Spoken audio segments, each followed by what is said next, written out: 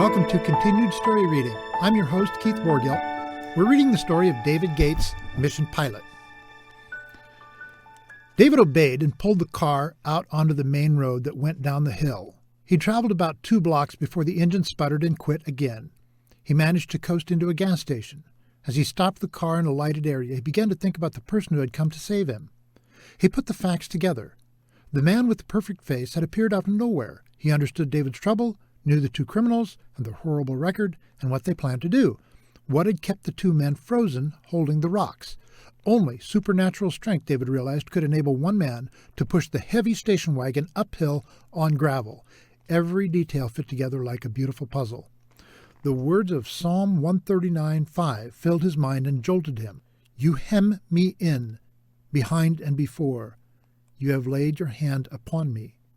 An angel had actually put his hand on David's shoulder.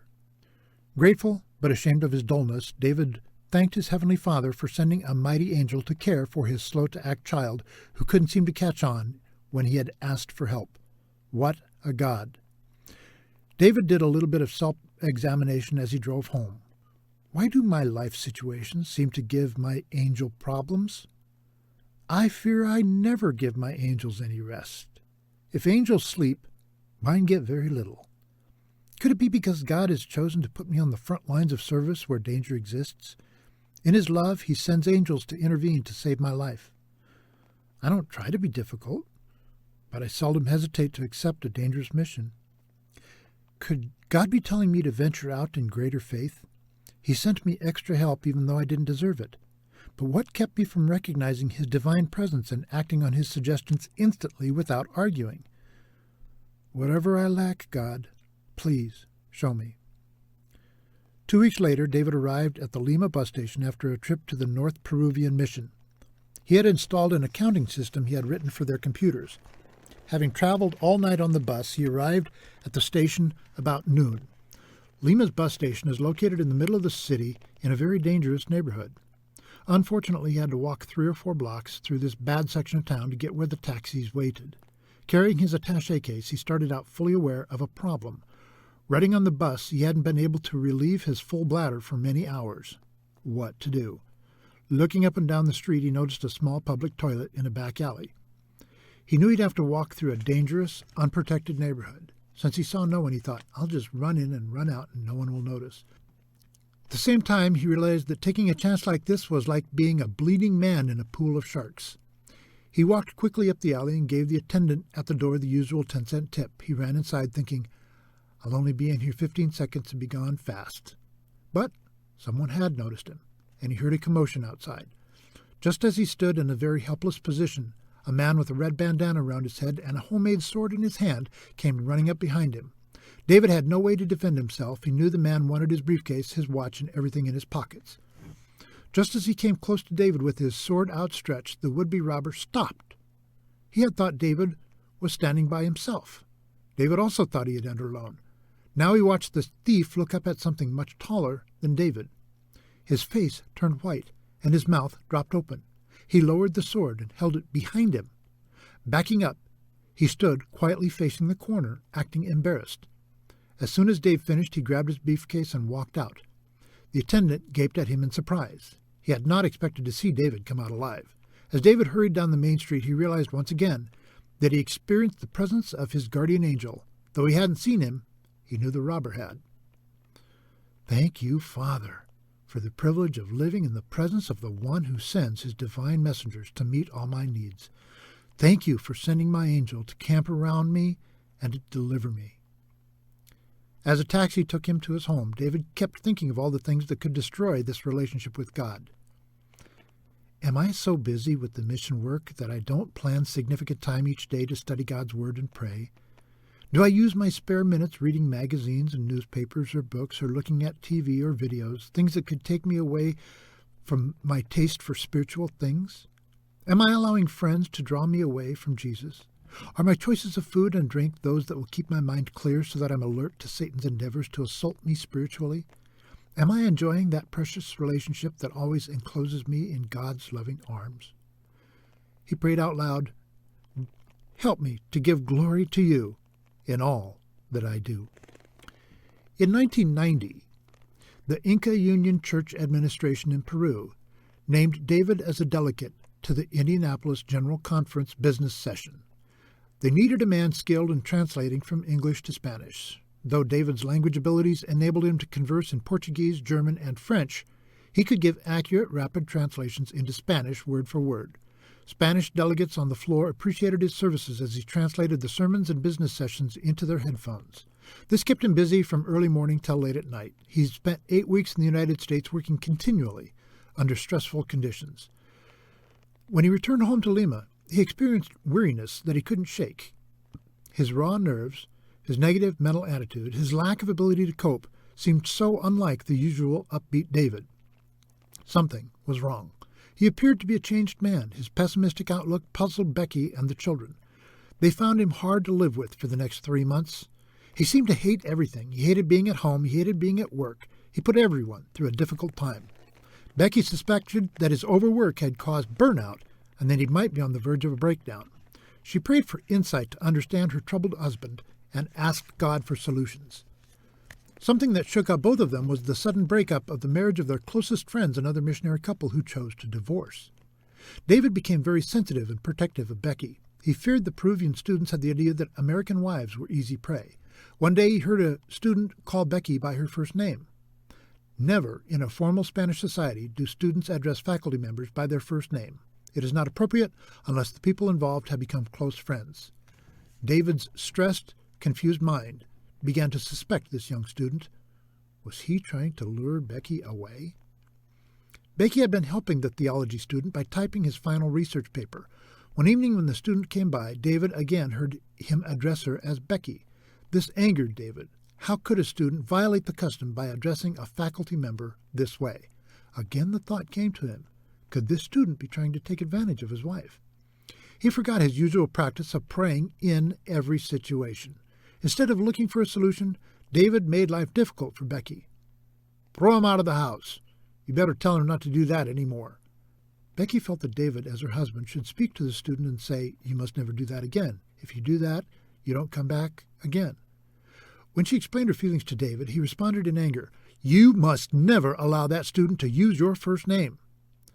Never before had he spoken to her like that. She understood that his stressful condition was blinding him to his unreasonable demands. More and more he reacted to her with impatience. Even an ideal marriage like theirs faced jeopardy. Fearing that David would be close to a complete breakdown, Becky prayed that God would impress him to accept a suggestion from her. David, we haven't had a vacation for a long time. We must get away. Can you please arrange for a quiet place where we can go and be alone and rest a while? And her plan worked. I do need to make a business trip to do the accounting closure for one of our small hospitals near the Brazil border. After I finish my work, we could stay in one of the rustic cabins along the Amazon River. I'm sure they'd rent a canoe to us, and that's on our 10th wedding anniversary. Would you like that? Oh, yes. I'd love to be just with you, even in the middle of the Amazon River. They arranged for a reliable young woman to take care of the children, and 2 of them went to a much-needed second honeymoon. David, this is great, Becky giggled as they paddled the dugout canoe. To think that I'm privileged to be with my tall, dark, and handsome on this mighty river. Must be 3 or 4 miles wide here, coming from dry, brown Lima. The green jungle and the colorful birds remind me of heaven. You amaze me, sweetie pie. Obviously, you are not the normal, sophisticated, candlelight romantic girl. Not many girls love getting in a canoe in the jungle and paddling across the river and declaring it the most romantic thing they can think of. How come you have so much fun living where there's no refrigerator, electricity, running water? You can go around barefoot.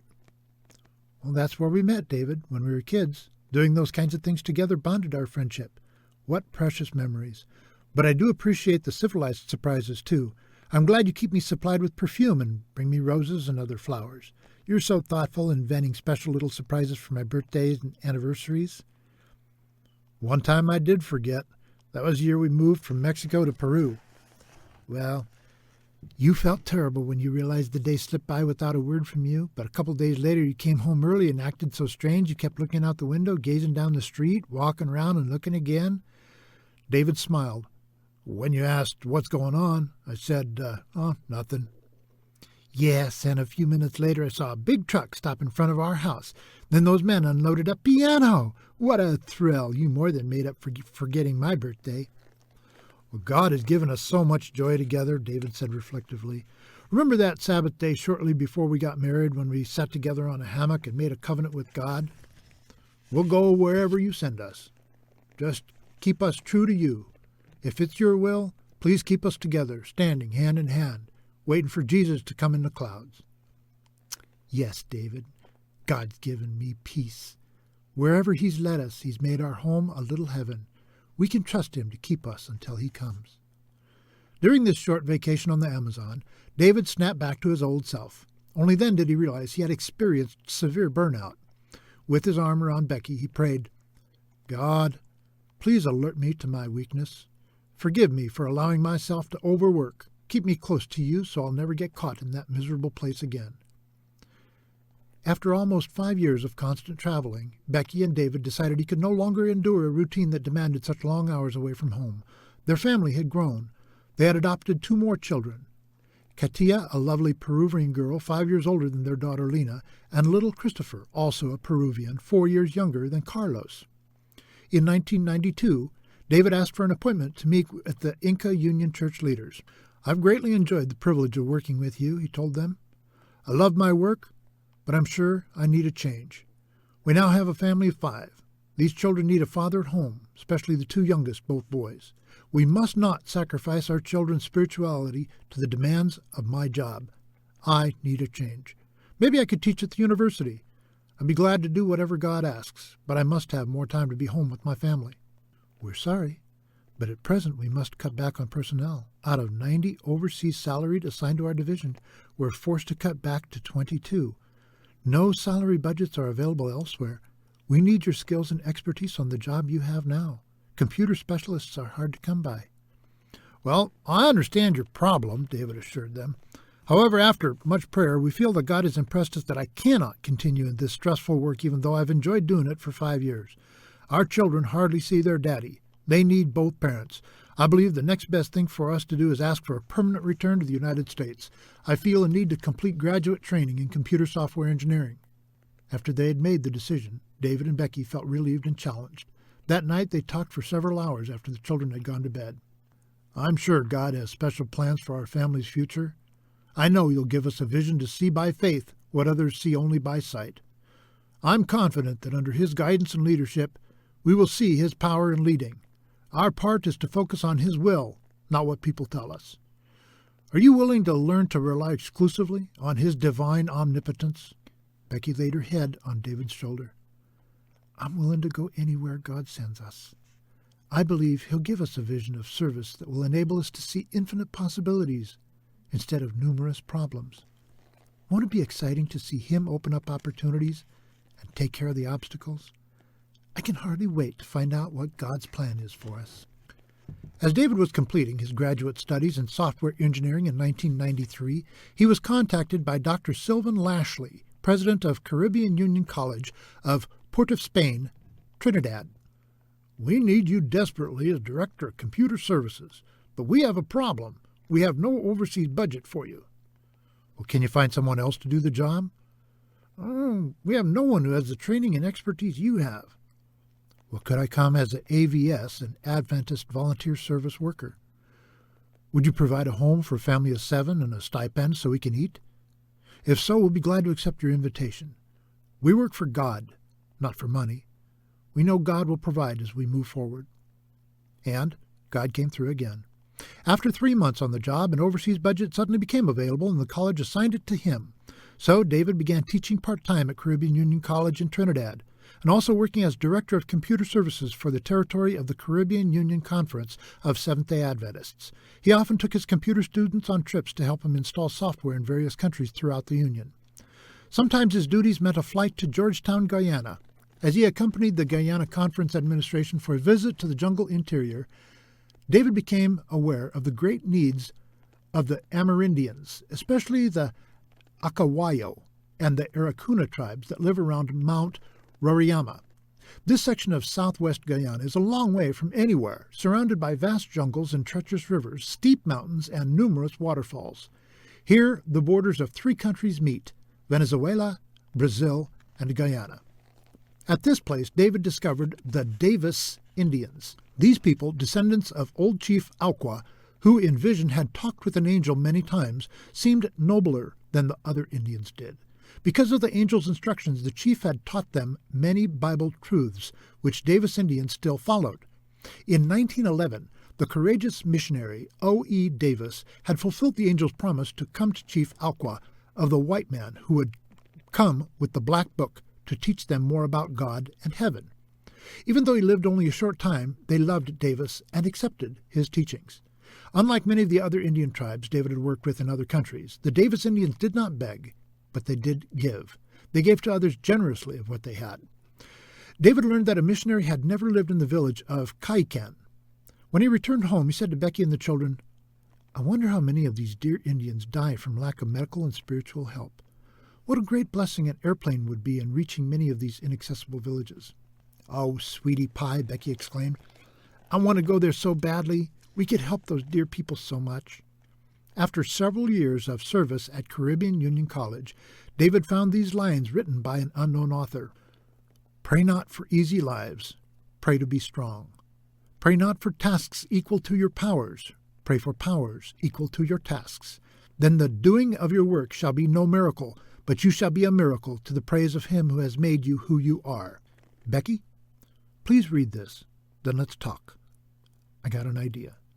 David's intense manner alerted Becky that he had something special to share. "We've been working overseas for nearly 16 years. We began as volunteers. Later we managed on a national salary for nearly 4 years. Now we've been blessed with comfortable overseas salary and benefits. God has blessed us with 5 children who will soon need academy and college education. They are our first responsibility." Becky's heart began to beat faster as she waited for him to continue.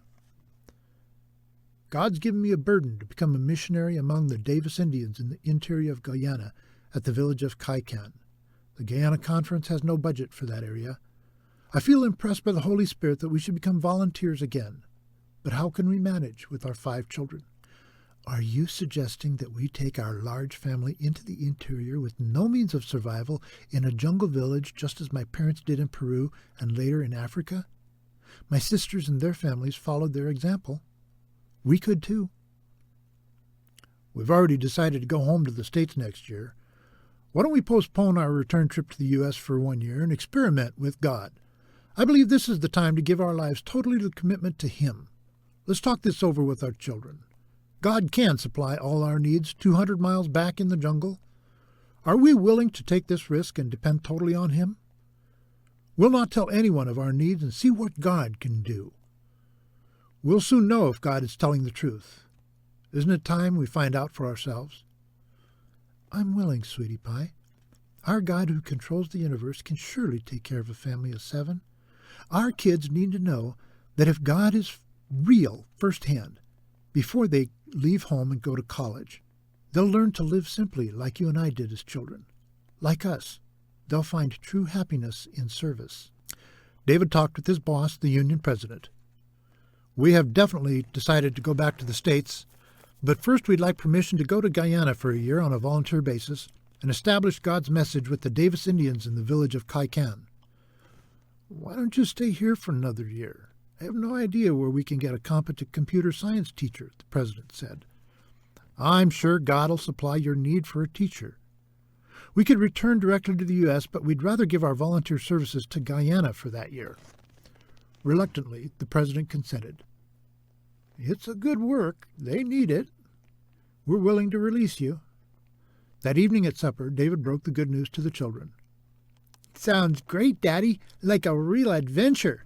Katrina was always looking for something new. One of the girls asked skeptically, "No electricity? No running water? No bathrooms? Can we live like that?" Ignoring her, the others chimed in, "When do we start packing, Daddy?" "Well, the sooner the better. I'll make arrangements to fly across to Georgetown. Since no roads lead to Kaikan, we'll need to catch a ride with a bush pilot to go into the interior." David shared his dream with his relatives in the States through email. "We plan to establish a volunteer medical mission post among the Davis Indians," he wrote. Becky's sister Betsy and brother-in-law Ted Bergdorf, who live in Chowchilla, California, decided to join them for a short time. That day he received his last paycheck. David's emotions hit the panic button. Was he jumping off a cliff? Was this presumption or faith? No more money coming in. He prayed, God, please give us assurance, peace, and trust. Instantly Jeremiah 33:3 flashed into his mind. Call unto me, and I will answer thee, and show thee great and mighty things which thou knowest not. He did keep all their airline tickets for a flight home should they discover this wasn't God's plan for them. This is a test for you, God, he said aloud. If you can't feed us and handle our finances, we'll have to go home. But in my heart, I think we'll use these tickets only for a short visit home sometime. The people of Kaikan heard that a missionary family might come, but they didn't believe the good news. However, when the Gates family arrived in Georgetown, they called the village on the shortwave radio. We're coming. Another family with 3 daughters will come too. After the family landed in Kaikan, the greeting they received almost overwhelmed them. The people of the village had arranged little posts from the runway all the way to the church, with jungle flowers on each post. Above the church door they had placed a large sign that read, Welcome to Kaikan. The entire village of 150 people waited at the airstrip to meet them. A choir sang as the Gates family walked to the church. I feel like King David coming to Jerusalem with the Ark of the Covenant, David said to Becky. They couldn't treat the president of the country any better. These people really want a missionary. How blessed we are. I've heard of missionaries who've been killed or had rocks thrown at them by the people they came to serve. This is truly red carpet treatment. Becky and David began to cry as they and their children and relatives were led to specially prepared seats. For 2 hours, they listened to a well-planned concert. Then the villagers took the family to a small house near the river, similar to their own homes. Smiling, one of the villagers said, We made it ready for you. We hope you like it. Knowing that jungle people often crowd several families into one house, they squeezed in. The adults smiled as they looked around at the cramped quarters, but the kids thought it great fun to hunker down on the floor together. The small cupboard contained no food, so they went to bed a little hungry.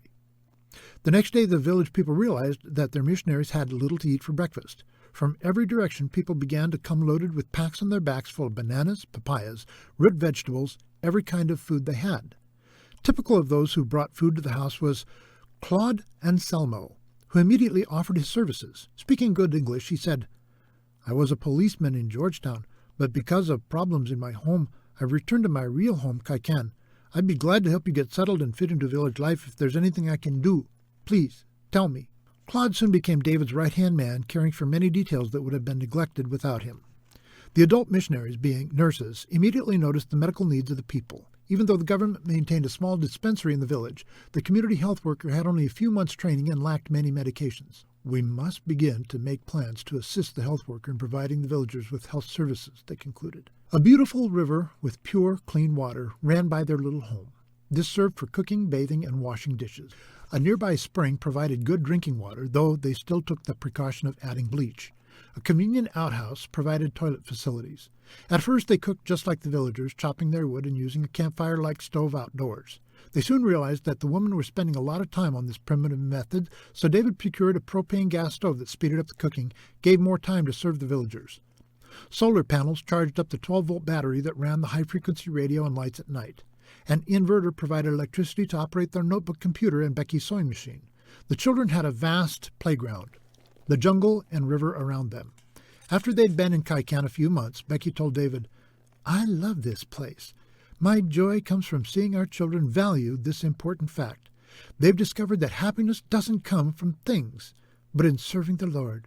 They radiate joy and contentment living this free, simple lifestyle. Being mother and teacher and scrubbing clothes on a board by the river and navigating on the aluminum boat we used to cross the river to those little store, all this provides laughter and fun as we work together. Both the missionaries and village folk realized the need to build a larger home. With Claude leading out, the people from neighboring villages joined with the Kaikan villagers to cut down trees and prepare the lumber with their chainsaws and help with the construction. The ground floor of the 2-story house consisted of a large kitchen and dining area, plus a room to be used as a clinic to see patients. The upstairs had a spacious living room with a large, glassless corner window and 4 bedrooms. The men rigged up an outside shower enclosure especially for Becky. David's brother-in-law, Ted, built the beds, cupboards, closets, and benches and a table. He also set up barrels to catch rainwater and piped it right into the kitchen sink.